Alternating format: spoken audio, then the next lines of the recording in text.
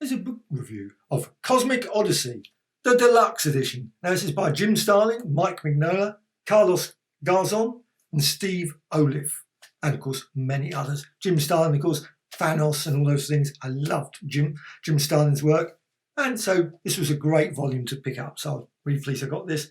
Now this is from 2017. The original stories were 1988. I didn't read them at the time, I must admit, so it was a four-parter and apparently was a big event in the DC universe. So, Cosmic Odyssey, the Deluxe Edition. First big disappointment for this.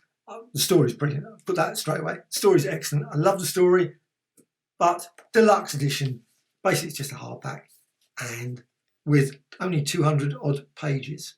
There's no bonus material and the paper quality is slightly disappointing. It's just not really. Now it would be of course much better if this was an absolute edition. I'm certain it would be amazing with slipcase and all that sort of stuff. But story wise of course would be no different. But with no bonus material, essays, articles, I love those to explain or give sort of some background detail about why, the motivations, etc., interpretation. Now, of course, you might not agree with interpretation. Obviously, the artist and the writer will put their interpretation. They will say, blah, blah, blah. This is what I think the comic was about. But, of course, fans will have their own interpretation. You don't have to go along with what the artist and writer say. So, book starts off with Superman. You've got Light Ray. You've also got Batman. So, really stories between the new gods as well as, of course, you've got Superman, Justice League of America, basically most of the powerful Justice League of America characters, Martian Manhunter, etc. And for some weird reason, Starfire. Now, it's great to have Starfire in the story, but I'm not certain. However, since this is not a story, Cosmic Odyssey in the name, I would have thought that really should have been more characters personally. But then maybe it might have got more confusing. But what happens is the story, the characters are split off. They've got these various aspects of this the storyline, the anti-life. They've got to stop the anti-life. And that's as much as I'm going to really say about it. You've got Darkseid. Wouldn't trust him as far as I could throw him. And I certainly couldn't throw him anywhere. So you got him and you've got this anti-life, which they've got to stop. That's the whole premise of the book. And there's lots of obviously bits at the start where you've got various characters that happen, that obviously developments later in the book. You've got also 4 planets involved in the story. And of course, the characters are split off into groups, done in a sort of like traditional way that quite a lot of these sort of back in the 1960s, 40s, etc. You'd have like 2 characters off, 2 characters doing this, 2 characters somewhere else. I personally was never like that.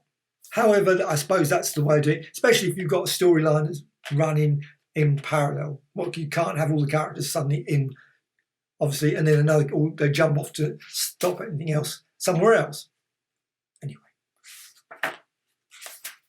I enjoyed the story. It's great. Lots of action all the way through. There's lots of high impact moments. Lots of obviously various. And you've got Darkseid. You can never trust the guy. I certainly wouldn't trust him. He's obviously got his eyes on various more power that to do various dubious things with. I'm not certain reasons why, but he obviously wants all this power. And it's very good. There are a few confusing elements to this. Why they made so much of a song dance about the demons. The demons sort of, but personally, I think, not really. I'm never a fan of the demon character. And also, see, Dr. Fate now, I'm not giving any spoilers away just by showing the back of the book.